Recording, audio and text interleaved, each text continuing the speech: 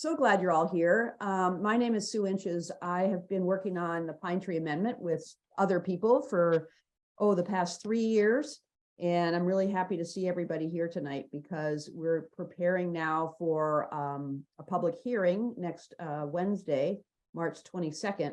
And this is a training session to get us all up to speed, to answer your questions, to get people comfortable with the idea of presenting testimony to the Environment and Natural Resources Committee. And the agenda tonight is really simple. We have with us Maya Van Rossum, who some of you might know or know of. She is the wonderful executive director of the Green Amendment for the Generations. So she's working nationally on Green Amendment, or in our case, Pine Tree Amendment issues. And she is going to kick us off with some background information about what we're trying to do. And then I'm going to follow that with some slides and a little more on the specifics of giving testimony before Maine's Environment and Natural Resources Committee. And I really do hope that you will get all your questions answered as we go along. So with that, I will kick it over to you, Maya, to tell us about Green Amendments. Superb. So thank you very much, Sue. I've got my screen sharing and I'll play from the start. So here are two key websites I hope you're already aware of: www.pinetreeamendment.org and www.maineforthegenerations.org. These are two complementary websites where all those involved in leading the Pine Tree Amendment are posting information and documents and action alerts and resources to help you out. So Sue already did a kind introduction, but just to add a little bit, I've had the honor of serving as the Delaware Riverkeeper and leader of the 4-state organization called the Delaware Riverkeeper Network for about 30 years now. We're an advocacy litigation organization fighting the good fight for the beautiful Delaware River and all its tributaries and its watershed. And it's as a result of my 30 years of activism as the Delaware Riverkeeper and experiencing the myriad of ways that our current system of environmental laws fundamentally fail us, and then accomplishing a major victory in the Commonwealth of Pennsylvania, that I got onto this notion. I had what I call my Green Amendment epiphany, and decided that we really needed to seek and secure the passage of what I call green amendments that lift up environmental rights to give them highest constitutional recognition and protection. And I wrote a book called The Green Amendment, and I founded Green Amendments for the organization, or for the Generations organization, and started to work with and partner up with amazing people like the people of Maine advancing the Pine Tree Amendment or advancing green amendments in, at this point, about 15 other states across our nation. So I'm going to go through a few of the basics of the Pine Tree Amendment, but mainly I'm going to focus on some commonly asked, frequently asked questions and what might be some of the responses that you might face or want to think about in your testimony that Sue's going to talk with you about. So first off, most important place to start is, what does the Pine Tree Amendment actually say? And I'm sure you've all read it, but I think it's really important to ground ourselves in this language as we go forward with this conversation. So the Pine Tree Amendment would add to Article 1 of the Maine Constitution a new Section 25 that would read, "The people of Maine have the right to a clean and healthy environment and to the preservation of the natural, cultural, and healthful qualities of the environment. The state may not infringe upon these rights. The state shall conserve, protect, and maintain Maine's natural resources, including but not limited to its air, water, land, and ecosystems for the benefit of all the people, including generations to come." So that's what it says. What does it do? Well, the long and the short of it is what the Pine Tree Amendment will do is lift up environmental rights, the right to basic fundamentals like clean water, clean air, stable climate, healthy ecosystems, so they are given the same highest constitutional recognition and protection as the other fundamental rights we all hold dear. things like the right to free speech and freedom of religion, right? We know how important those fundamental rights are to us. That is why we recognize and protect them in the Bill of Rights section of our state and federal constitutions.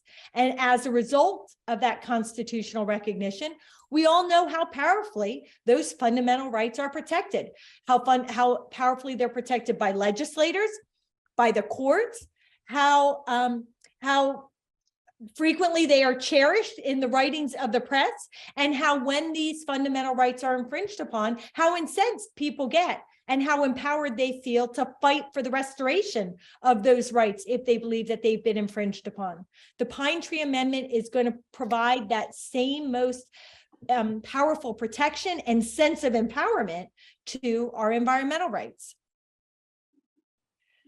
The Pine Tree Amendment is not, we are not seeking that our environmental rights be protected any better, but also not any worse than those fundamental rights, those other fundamental rights. There is a body of law that has been developed that give the powerful constitutional standing recognition and protection to those other fundamental rights. We want that same body of law and expectation to apply to our environmental rights. That's all. We're not asking for more. We're not asking for less. We're just asking that our environmental rights be treated the same way as our other fundamental entitlements. The Green Amendment will ensure that environmental rights are protected equitably across communities. That Bill of Rights placement with the carefully crafted language will ensure that really all people across the state of Maine, regardless of their race, their ethnicity, their socioeconomics, they are all entitled to the same equitable protection of their environmental rights. That's a powerful and important outcome of having this highest constitutional standing. And the Pine Tree Amendment will provide generational protection, right? It talks about protecting present and future generations, which really requires that long-term thinking, which is so important when it comes to environmental protection. So what are some of the frequently asked questions that we hear, that you will hear, and how might you answer them? So first off, people are going to say, Maine has a lot of environmental protection laws. Criminy sakes, we've got laws and regulations and policies and programs and agencies. Why do we need something more? Well, we know we need something more because we can just look at the news headlines and we can see that pollution and degradation is alive and well in the state of Maine, and that there are critical ecosystems and people and businesses that are being harmed by the pollution and degradation that is allowed, that is allowable, and that has advanced under this current system of laws. We know, in addition, that environmental racism, the inequitable treatment and exposure of communities of color and indigenous communities and low-income communities is happening in the state of Maine under this current system of laws that exists. So we know that we need a Pine Tree Amendment. We know that we need something more and different because we can see that on the ground, our current system of laws in the state of Maine isn't doing the job. So we need that overarching guidance to help us. The Pine Tree Amendment will make sure that the laws that are already on the books in the state are being interpreted to best effect in order to protect natural resources and the environmental rights of the people, because now those existing laws all are going to be interpreted and applied through the lens of ensuring that they are helping to advance the environmental rights of the people. The Pine Tree Amendment will provide a powerful foundation for new laws when there's a gap in the law that has been identified or something missing, something problematic is still happening that the passage of a new law could help remedy. And the Pine Tree Amendment will guide all government action, not just like the passage of legislation and regulations, but when government officials are thinking about new permits or projects or programs or investments, they're all going to be thinking about how will my action impact the environmental rights of the people of Maine? And or, you know, if there's going to be an infringement, how can I modify my government action in order to protect ensure that the environmental rights and the natural resources of the state of Maine are protected to that highest constitutional standard laid out in the Pine Tree Amendment. Does it really need to be in the Bill of Rights? You might get that. You know, this is great language, but why the Bill of Rights? Well, we need it in the Bill of Rights because that's where we protect all those other fundamental rights we hold dear. And that Bill of Rights placement brings to bear certain legal obligations and entitlements. And we don't have to go through them, but we want those same legal obligations, standards, and entitlements to apply to the environment. And so I think the long and the short of it is for the lay people is to simply say all of our other fundamental entitlements and freedoms are protected in the Bill of Rights section of our Constitution. We want our fundamental rights to clean water, clean air, a healthy environment to get the same legal standing as those other fundamental rights. And so it's important that it be placed in the same section of the Constitution.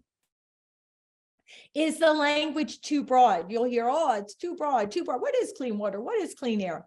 Well, the language is appropriately broad. All Bill of Rights language is all Article 1 language is broad language. And that's so that it can guide government action in all the areas that impact the entitlement that's being spoken about, whether it's speech, religion, or in this case, the environment, right? It's impossible to pass every single law to cover every single situation or scenario all the time. So you need that broad guidance. You also need language that's broad enough to endure over time, to cover those things that we can't think about, emerging contaminants, new industrial operations. So broad language is typical of Article 1 amendments, and it is necessary in order to ensure that that constitutional guidance can apply to all the scenarios that we can imagine and that we can't yet imagine that might come into play where we're going to need it. We can look at the other Article 1 language to make the point that broad language is appropriate for Article 1. It's typical, and we're not selecting our legislative champions. The people of Maine are not selecting language that is any more or less broad than the other fundamental rights we hold dear, right? If you look at Article 1 of the Maine Constitution, you will see that it says no excessive bails or fines. What's excessive? That gets defined through the process. People have a right to freely speak. What does that mean? What does it mean to be free from an unreasonable search or seizure, right? Or to worship according to the dictates of your own conscience? This is all broad language that gets defined through the government process in the state of Maine. That's how these terms have been defined over time. That same process is what will be used to define the language in the Pine Tree Amendment. We're going to have legislators are going to pass laws to help define what the right to clean water and clean air means in this context, and that context, and that context. And then those laws, which are also broad, but a little less broad than the Pine Tree Amendment, they're going to get further definition through regulations. And then our government agencies and the executive branch are going to implement those laws and issue permits and render decisions that are going to even make the definition more granular to specific conditions and situations. And when we, the people, think that the government officials got it right in terms of how they define the right to clean water in the particular context at hand, great. We'll go forth and let their decision stand. But when we, the people, can demonstrate that the way the law has been implemented in a particular context is going to result in so much pollution, degradation, or damage that it's really devastating people's healthy lives, then we may have to go to the courts and bring that evidence to bear to challenge the constitutionality of what has happened. But that's how it works for all other fundamental rights. That's how it will work for terms like clean and healthy air, water, and soil. Oh, and look, I had a slide, which I forgot, that says this. So how are other Bill of Rights provisions or terms defined? Legislative and executive branch gets involved when necessary, again, through laws and regulations. The judiciary gets involved when necessary. And when there is a legal challenge, standard principles of constitutional law and environmental law will come to bear and help the judges figure out whether or not there's been a constitutional violation. If there hasn't been, the decision stands. If there has been, then the agency responsible for the violation is also going to be the entity responsible for figuring out how to remedy the violation, change the permit, change the regulation, or decide not to reissue it. And because we have green amendments already in Pennsylvania, Montana, and New York, the legislators and the executive branch and the judiciary of the state of Maine are going to be able to look at those good examples in those other 3 Green Amendment states to help secure the guidance for how a Green Amendment should work in one context or another. Will the state be overwhelmed with frivolous lawsuits? No. In the 3 states that have Green Amendments, there have been 0 Green Amendment frivolous claims, zero claims based on the Green Amendment that have been dismissed as frivolous. There are a lot of limitations to prevent frivolous lawsuits that impact lawyers, right? If they do bring a frivolous lawsuit, all of those provisions that prevent frivolous lawsuits in every other circumstance will come to bear here and prevent the filing of frivolous lawsuits. And we haven't seen them. We don't expect to see them. The number of cases that actually have made it into the courts in the 3 Green Amendment states we have is less than 10 a year. There are other cases that are filed at the lower administrative level, and they have gotten handled at that lower administrative level. But the number of cases significant enough to make it into the courts, less than 10 a year. It's not unduly burdensome, and 0 of them have been dismissed as frivolous. Will it be too costly for the state? That's another one that you might hear. It will actually be quite the opposite. It's not only not going to be too costly for the state of Maine, but it's going to be economically very beneficial. And that's because a healthy environment is economically very important to businesses and people in Maine. There's a lot of ecotourism. There are a lot of natural services that come from Maine's healthy environments. There are a lot of business operations that Maine's healthy environments support and advance. Maine workers need clean water and clean air to maintain their personal health so they can actually go to work, right? So having a healthy environment actually supports good economic vitality in the state of Maine. And it's important to maintain that economic vitality by maintaining the clean, safe, and healthy environments that are so important to the state. Conversely, environmental pollution and degradation has been very costly to the state of Maine, right? Whether you're talking about pollution and healthcare costs, or increased flooding and flood damages that require emergency services, or the rebuilding of devastated homes or businesses, whatever it is you're talking about, right? When we devastate our environment, when we contaminate our environment to these high levels, there are costs associated, costs on people, costs on businesses, and costs on our government and our governmental budgets. One example is PFAS. Because of the contamination of waterways and the environment by per and polyfluoroalkyl substances, this man-made family of toxic chemicals, the state of Maine has had to invest very significantly in responding to the pollution and the contamination that is, again, harming human health, harming business operations, and harming Maine's environment. So pollution and degradation costs, right?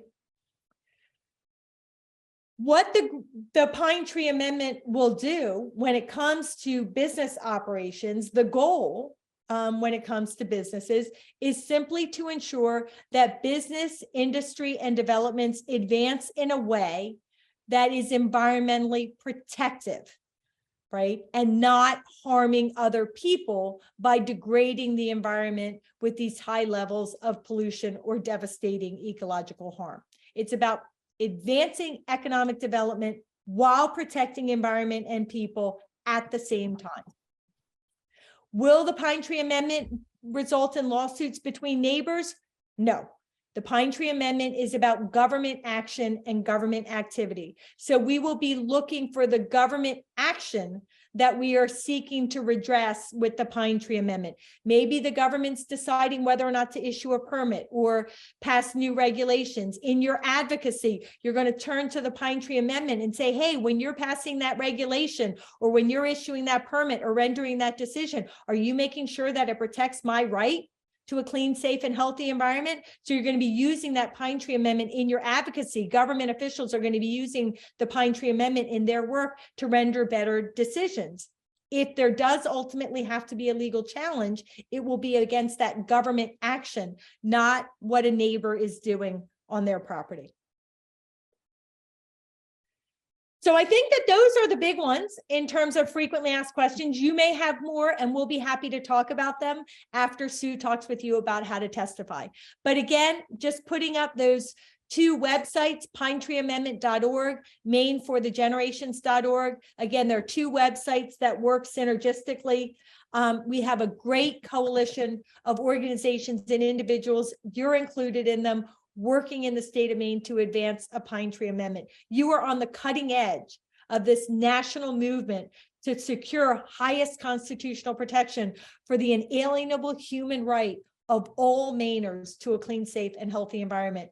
You're protecting yourself and you're inspiring others across the nation who are following you on this powerful and important path. So I thank you for joining us.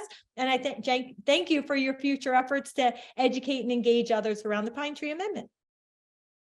Great. Thank you, Maya, for that. That was really a great overview. And do think about your questions. I'm going to run through a few slides on testifying in Maine, and then we'll just open it up for discussion after that. So I am going to share my screen right now. There we go. So you should all be seeing a green slide, yes? Okay. So we've been talking about the Pine Tree Amendment, and we know what it is. I won't spend any time on this, but where we are is we're in a process where we're trying to pass this legislation. And there's a particular process that all constitutional amendments have to go through. And what that is we have to pass a bill in the committee. In this case, it's the Environment and Natural Resources Committee. And then once it's out of committee, we have to pass it by 2/3 in both the state House and the state Senate. So this is not an easy thing to do. So that would be the next task after the hearing, is after the work session, is it goes to the House and Senate. And then if it does pass with 2/3 in the House and Senate, it goes to a public referendum. So in this case, if it were to pass this spring, it would go to referendum in November, at the election in November. So it's kind of a long process. And that's why we need all of your help, actually, because at each stage of this process, we have to show that there's a lot of support for the Pine Tree Amendment. That's the only way that we can do it. So I also want to mention that this is the second time out. We actually put the Pine Tree Amendment with the same language into the last legislature. And it was the first time anybody had ever heard of it. So we actually were starting from sort of zero, and we did extremely well for a first time out. We actually had 2/3 in the Senate supporting it, and we had a majority in the House, but we were about 10 or 15 votes short of the supermajority that we needed to actually pass the whole thing. So we thought, well, probably a good idea to come back again and see if we can get it over the finish line. So that's what we're trying to do this time around. So here's where we kind of are in the process. The bill, of course, has been written. It has both sponsors and co-sponsors. Those are legislators who have agreed to support it. We have been working to educate these decision makers so they understand what we're talking about here. The hearing is scheduled, as I mentioned earlier. It's next week on Wednesday, March 22nd at 9 o'clock in the morning. And so citizens and advocates and environmental groups and others will be testifying before the committee on this bill. My expectation would be that it'll probably be a 2 to 3 hour hearing is what we had the last time. And I'm guessing it'll be similar this time. And then usually about a week after the hearing, a work session will get scheduled. And the work session is where the committee actually discusses the merits of the bill and comes to a vote. So that would be probably about a week later. And sometimes supporters and advocates do attend the work session. You cannot speak unless they call on you, but sometimes they do call on you. And sometimes if you have something important to say that would actually help clarify their discussion, you can raise their hand. You can raise your hand and they'll call on you and you can provide that information. So that's what the work session kind of looks like. So then what happens when they vote? Well, there's a number of different ways it could go. They could vote unanimously to pass it. And if that happens, of course, it's wonderful. And it goes to the House and Senate and might not even be debated if it's unanimous out of committee. It could be unanimous to not pass it. And then, of course, that makes the bill dead at that point. But probably what's going to happen in this case is the vote would be split. The last time this came up, I believe the vote was 9-4 in favor, which was very good. We actually had all of the Democrats and I think 1 or maybe 2 Republicans supported the bill, which was wonderful. That would be a great outcome if we could get a vote of 9-3, 9-4 this time out. I think we'd be pretty happy. If we did better, we'd be even happier. But I think, you know, to get that to that point would be really, really great. The bill could also get tabled. Sometimes bill sponsors will do that. They'll table the bill because they see that they can't pass it. And they think that maybe if we table the bill, that'll give us some time and we can build some more support. The bill could also get held over to the second year. The legislature goes in 2-year cycles. And so we're in the first year this year. And again, if the sponsors or the committee chairs feel that more study is needed, more time would be helpful, they can hold the bill over till next year and vote on it next year. So those are a couple of different outcomes out of committee that can happen. So here's what we need from you. What we need is we need people to talk about why the Pine Tree Amendment is important to them. Really, it's all about that. It's like, why do you care? Why is it important to you, your community, the state? You may have a story to tell about a particular place that you love that should be protected. You may have a story to tell about someone you know who's had, I know quite a few people who've had, bad effects from toxic chemicals or other things have happened to them. They want to tell their story and say, we need the Pine Tree Amendment because we can't have people being poisoned by chemicals and that sort of thing. So it's really about bringing this home in a human kind of way. So here we have, the Pine Tree Amendment is a pretty abstract concept by itself. And what we as people testifying on this need to be doing is bringing it to the human level for the legislators, for the decision makers. We need to talk about, well, why is this important to us? Do we have children or grandchildren and we want them to have clean air and clean water? What is it that makes this important and bring sort of that human element and connect this sort of abstract idea of constitutional environmental rights and make it human. So that's really what ultimately we're trying to do when we're testifying. And honestly, a heartfelt story can have a huge, huge impact. And some of you might know Fred Stone's story. People might have heard of him. He was the farmer is the farmer in York County who was the first one to testify on PFAS. His family had this farm for 300 years, a very carefully bred dairy herd there.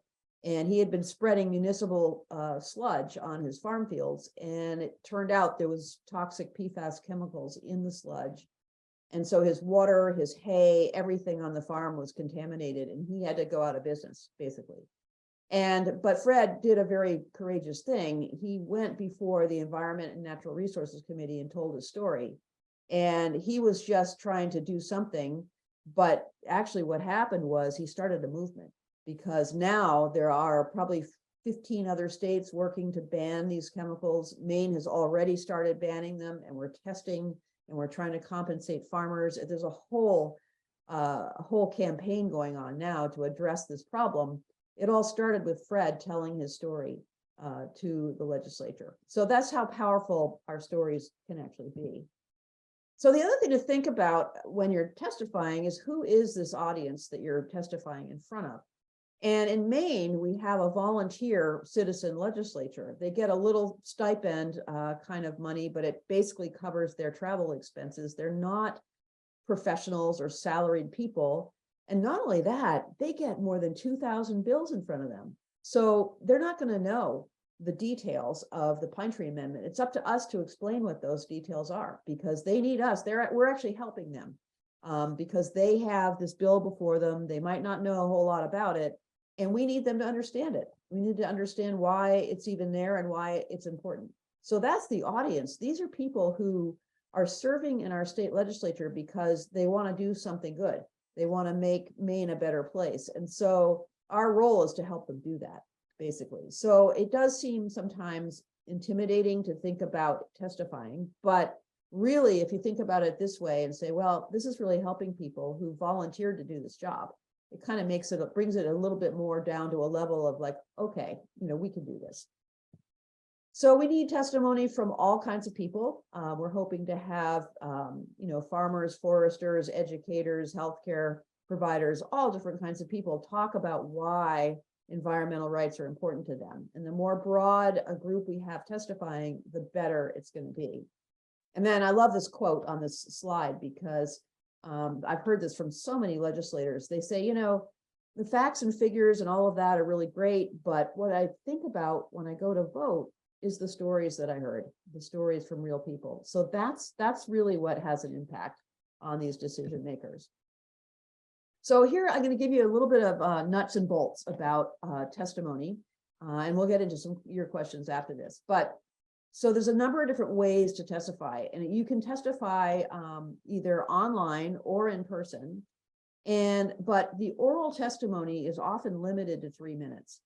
And that's difficult. It is difficult to say something in that short amount of time. And so what I always tell people is just pick one or two things to say in that 2 to 3 minute window that you have. And by the way, they're completely strict about this. So as soon as your 3 minutes are up, they have like a clock and they cut you off right mid-sentence. It's not like, oh, I need to finish. It's like, sorry, you're done. Thank you very much. So it really helps to be organized and even to rehearse. I usually practice my 3 minutes just to make sure I can get the points in that I want to make. So the other thing too is that the most helpful thing you can do is not repeat what other people have already said. So one strategy is to be listening to other people testify, and then you might actually change which points you're going to emphasize based on what other people have already said, so that you're bringing something fresh and new to the committee. So to the extent you can do that, I think that's a helpful strategy. And then, of course, focusing on why this issue is important to you, very important, and trying to bring something new, if you can, is great. And then bottom line, just be authentic. I mean, these legislators, they know that we're real people and that we're coming to talk to them. And so if you could just be your authentic self, that's all that is really required. So then written testimony, you can do either oral testimony and not do written, but you can do both, or you can just do written. Some people who are not available that day on Zoom, or they're out of town, whatever, they'll just submit written testimony alone, and that's fine too. But written testimony can be as long as you want. So there's your chance. If you really have some specific details you want to share, that's the place to do it. Now, one of the things that I always say, though, is that the committee members might not necessarily read all of your testimony. If we have 40 or 50 people testifying, which is quite possible, then they're going to get a packet from the committee clerk with all the testimony. They're going to have it in their hand after the hearing, but they might not read every single word. So one of the things that I like to do, and I advise other people to do, is try to have your testimony organized.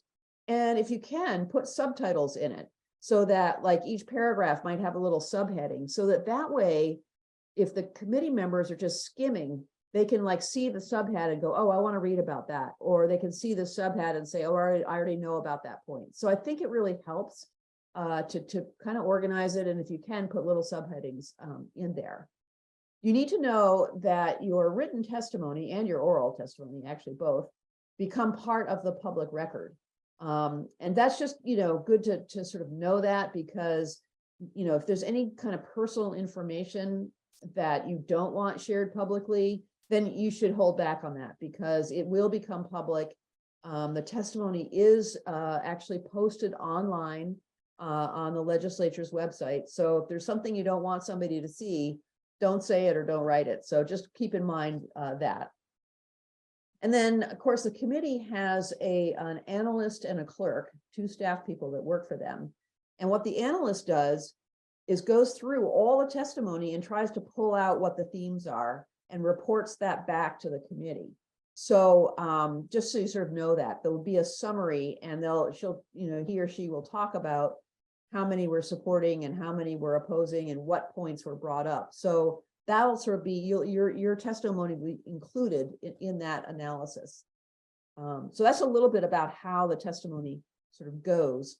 Now here on this slide, this is about what are the components, what actually is in your testimony. Well, there's a little bit of a format, and I'll actually, after I finish these slides, I'll share my testimony so you can see what it sort of looks like. But what it consists of is you start by greeting the chairs and the committee members. So what you would say is Senator Brenner, Representative Gramlich, those are the chairs, Brenner and Gramlich. Senator Brenner, Representative Gramlich, and members of the Environment and Natural Resources Committee. My name is, and you'd say your name, my name is Sue Inches, and I'm here in support of the Pine Tree Amendment LD 928. So you tell them who you are and why you are here.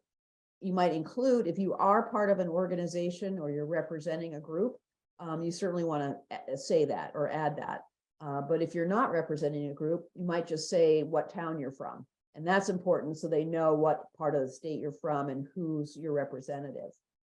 And then, of course, you say, I'm supporting, hopefully we all support the Pine Tree Amendment. The three positions you could take are support, or you're against, or you're neither for nor against. And that category, neither for nor against, is just a category where someone wants to share information but not take a political position.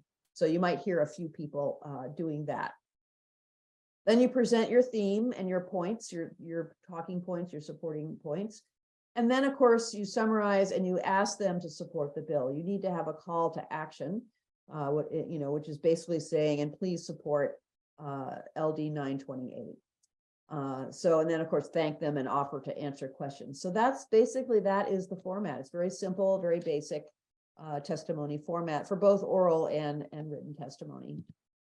And then to testify by Zoom, I'm going to actually show you the website of the legislature, so you'll actually be able to see this. But there's a very good website. It's very easy to do. You sign up to testify orally. If you want to do written testimony, there's a box you check.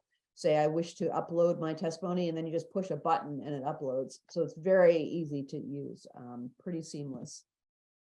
And then we don't really need to go over this because we've already said it. If you're testifying in person, you just need to show up at 9 o'clock on Wednesday, the 22nd. There'll probably be a ledger there where you sign up, you put your name down and maybe where you're from, and you basically sign a list so they know how many people are going to be testifying, and then they call upon you and the committee decides what order that you're going to go in. So, and the same thing is true on Zoom. They will call on you and say, you're going to be up next, and then they will basically give you, basically make you live on Zoom. Or if you're in person, you would go up to the rostrum and at the microphone give your testimony. So basically, the committee calls upon you. You sign in either on Zoom or in the room, and then the committee chairs call on you when it's your turn to testify. And then here's just another little thing to think about is that your testimony might want to have a theme. Whether it's a family member that has asthma and you want to have clean air or whatever it is, you might want to think about what is your theme, what concerns do you have? Or maybe it could be a theme, like I know someone else is doing something on the history of the Constitution and saying, back in whatever year it was, the Constitution of Maine was written, the environment was not a big issue, but now it is. And so, this person will talk about that. So just to think about what's your overarching theme for your testimony? What are you concerned about, or what's an environmental experience that's really important to you? Are there special places that you care about that you think need to be protected. So anyway, just something to, kind of contemplate this a little bit before you actually write your testimony. And then we have talking points available. And if anybody needs a copy of that, just let us know and we can send it right out to you. And then, of course, we hope you'll practice talking about this issue with your friends and family and people you know. And anyway, so the bottom line is you can actually change the world if you can connect something abstract like the Pine Tree Amendment, to your experience. Because what we're trying to do here is touch the hearts of decision makers in hopes that they will decide to support this issue. So that's really the bottom line. That's where we're trying to go here. So that's the end of these slides. I'm going to show you the legislature website. Just a quick promotion before we go. I have a book too. It's called Advocating for the Environment, and it's a guidebook to citizen advocacy. So if this is of interest to you, if this is an area you want to do more work in, it's available online and in bookstores everywhere. So I encourage you to go out and find that if it's of interest. So I'm going to stop sharing this screen, and I'm going to go to another screen to show you the legislature. Well, first of all, this one. Okay, let's see. I'm going to share just the format here. Let's see.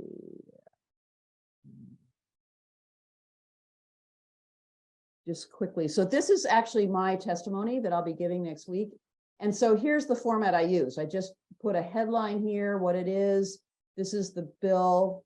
And then first paragraph, Senator Brenner, Representative Gramlich, members of the committee. My name is Susan Inches, and I'm a resident of North Yarmouth. And here's who I am. And then these are my subheads. Why do we need environmental rights?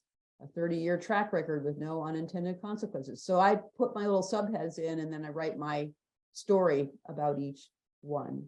So yours will probably be totally different. You're probably going to totally do a different thing than I did, but I just thought I'd quickly show that to you. And then now I'm just going to show you quickly the legislature website where you would sign up to testify. So let's see if I can find that one. I thought I had it queued up, but I'm not seeing it. I don't know why it's not here. Well, I guess I'm not going to share that. But what I'll tell you is if you go to mainelegislature.gov, there's a big homepage there.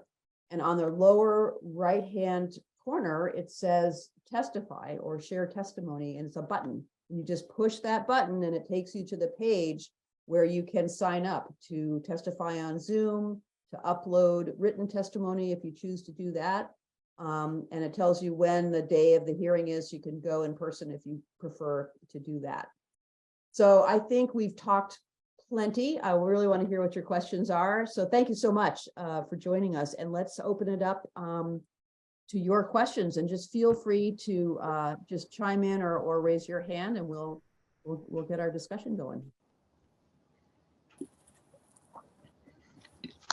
I have a question, Sue. It's Tom Berry from Kennebunk. I apologize. I was interrupted by a phone call, so I may have missed some things, but I have two questions, I guess. One is for Zoom. If I were to do a Zoom presentation, if there's like sometimes happens, like the Zoom gets glitchy, like I start, people freeze up or something, do they immediately just jump in and say, just submit it written just to stop wasting time with that? Or how do they handle that when that happens? I think what they do is they say you've frozen up, and they give you a minute to get back, and you can upload the testimony anyway or before the hearing happens. So you can already have done that. But if you can't get it to work at all, you're not all is lost, because like you say, you can just submit your written and they will get that. Okay, and I have already started composing something that I was thinking of presenting, but then I learned from you tonight that I probably wouldn't be able to like do the whole thing, because it might be, not that it's too long, but it's a little more general. But I might, and focusing on just one thing that's more personal. I did not include that in my written. So it's okay if the written is different from what I would present orally. Oh, That sounds absolutely. In fact, my written is going to be way longer than anything I can say orally. In fact, I don't even know yet what I'm going to say orally because it sort of depends on what other people are saying. But no, the written is much more of a chance to go into detail. And then the oral is more to just kind of almost like they want to see who's there. So you're sort of yeah, saying, that you're there, and then you get to say one or two things, basically. yeah. Okay. All right. That's clear. Thank you. Yeah, Bonnie. Hi, Sue. Thank you. Yeah. As I'm thinking through a little bit of what Tom just said, how I can choose something that might come across as quite personal and less general. I'm not quite sure what that is, but I'm thinking of a few drinking water contaminations that I'm aware of, perhaps in my community or nearby. Hopefully not currently, but in the past. And, that gets me to the place of wanting to be very clear about what the amendment will do to help prevent those things. Because what I imagine in my stinking thinking mode is the pushback of people saying, well, that shouldn't have happened because we have zoning laws now in your town, or we have enough clean water laws that should never have happened. I guess what I'm saying is it's very valuable now because it's making me get up close to wondering where I even meet beyond just generally where I'm there, but how I can defend what the amendment will do to impel, better regulations. I'm not sure if I would know how to answer that. Yeah, I'll take a stab at this. Maybe Maya wants to add in other things, but one of the things that having constitutional environmental rights does is it makes the regulators accountable. So basically,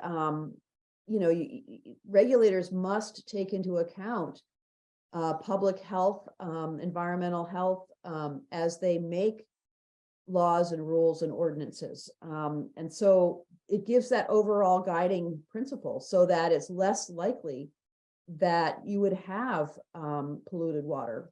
And then the other side of it is, well, if something gets through, it gets permitted or it gets through the regulators that really is harmful, then communities and citizens have recourse. They can then go back and say, this is harmful. This is harmful to our community and our health. And so you've got to overturn this permit, or you've got to change this law. So we preferably it's proactive, right? That the environment and the health of people is taken into an account before the rule is made. But if something gets through and it still creates serious harm, then there's a way for citizens to go back and challenge it. So that's it kind of works in those two ways. Bonnie, when you asked your question, are you asking your question because you're thinking about including this additional thought process in your 3 minutes or in written comment? Thank you, Maya. I'm only thinking for myself of doing written comments. I don't. Okay. So, one of the things that's, of course, very difficult in doing that is the scenario that you're going to talk about is probably very detailed, right? And so how the amendment will work in that context versus another context is going to be in the details of what actually happened. And so there are sort of two ways to go about it for your written comment. I mean, if you have your story and you actually have the details of how or why it happened. Was there an existing law that was applied and as applied allowed this contamination to happen? Was there an existing law that was violated? Was there not a law at all, right? And so some gap. That's going to really inform the answer to the question / point you're trying to make is how would the amendment have made a difference? And so I only have sort of two pieces of advice. One is if you have that detail, you can feel free to reach out to me. I can put my information in the chat, or me, Michelle or Sue or Andy can help get you to me. And we can look at the details and have, and give you that specificity. How would a Green Amendment have changed things? It may not. I mean, it may be that there is an existing law that was violated. And so in that instance, the Green Amendment actually wouldn't help. So you might not want to include that level of specificity, but it might, or it might be that there's a condition where there has been a violation, but that violation has been ongoing for 5, 6, 7, 8, 9, 10 years. And then that failure of the government to enforce that law in that circumstance, that might actually be your constitutional question. So really the devil is in the details. But when you're, I would suggest to you that you don't really need to answer that question in your comment. You're really making the point that pollution hurts. It harms people in real, meaningful ways. And that we know in the state of Maine that we have a lot of laws. And we also know that we have a lot of pollution and degradation that's happening for all kinds of reasons. But because this is happening, we know that our current system of laws is deficient, and that we need something more and we need something better. And that to you, that means having the Pine Tree Amendment, right? Enshrining your right to a clean, safe, and healthy environment in the Constitution. And that if the perception of legislators is that we have all the laws we need to protect the environment exactly the way we need it to be protected, then you can say, that's great. We still need the Pine Tree Amendment. We need the Pine Tree Amendment to ensure that that great set of laws, that robust set of laws that you believe are in place doing the job that needs to be done, we need the Pine Tree Amendment to make sure those laws don't get rolled back by some future legislature that may not have the same level of appreciation for the environment. So those are two lines of testimony that you might want to consider that don't require you to be a lawyer if you're not a lawyer. And it makes it more authentically yours. But if you do have a very specific scenario with a very specific set of facts and you know what they are and you want to run by, well, would a Pine Tree Amendment actually have been able to help remedy this, avoid it, prevent it, or remedy it after the fact? Then, I would be happy to be in touch with you to see if you can give that specific detail. Thank you. Thank you. Great. Any other questions? What people have?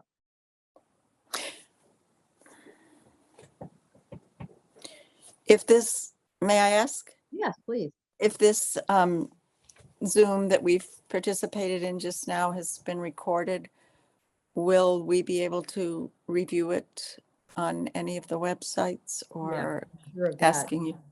Yeah, there'll be a little bit of a delay because sort of the upfront nonsense will have to be edited out. So that takes a little bit of time, but it'll be up pretty quickly. And I think it'll be up on both sites. Great. And Michelle, you want to say something? We also hope to put the recording in the upcoming newsletter, which we hope to get out either over the weekend or on Monday. So if Bonnie, if you get the newsletter or updates and all. I've gotten some updates. I can't remember if I get the official newsletter. Probably, and I'll look and make sure that you get it. But Thank you. It'll have the recording. It'll also have the recording for the previous training we did on February 2nd, I think. Is also well worth watching.